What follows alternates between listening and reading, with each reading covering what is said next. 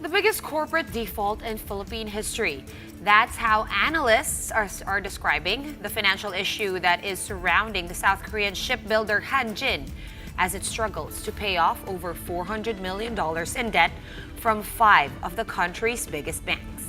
The central bank, meanwhile, says there's no need to worry as these banks are already collectively taking action to cover the loans.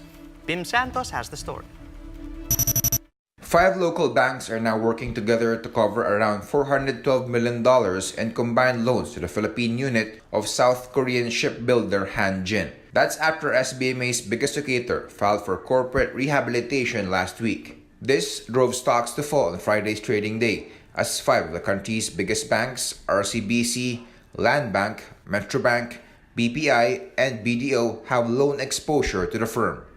The central bank, however, downplays the effect of the Hanjin crisis to the banking sector, saying that the financial system is well positioned to absorb a possible shock. Kaya ba ito ng ating mga bangko?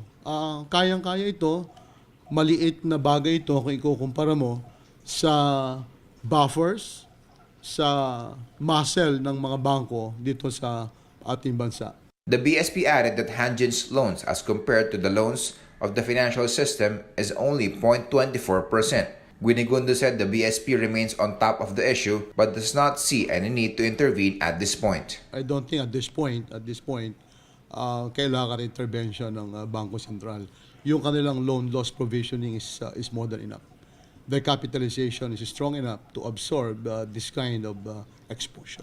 The banking system is strong and resilient enough to absorb this kind of challenge. RCBC was found to have the largest loan exposure to Hanjin at a whopping $140 million. BPI, meanwhile, having the lowest exposure among the banks involved, says they could withstand the default. Trade Undersecretary and Board of Investments Managing Head Seferino Rodolfo claimed, on the other hand, that 2 Chinese companies have already expressed interest in investing in the operations of Hanjin.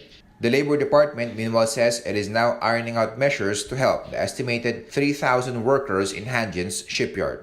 Immediately, nung nag-file sila ng financial rehabilitation plan sa Court of Olongapo, ay nag-constitute na po agad tayo ng quick response team para po madalian kami na isagawa yung plano namin to profile the workers at mabigyan po sila ng re-employment assistance. Nakapag-alert na din po kami at sumulat sa DPWH for possible mga contractors na merong awarded contract with government, especially yung under the Build program, kasi puro construction workers po ito. At meron din po tayong alert sa POEA to gather vacancies ng mga agencies na merong construction projects abroad.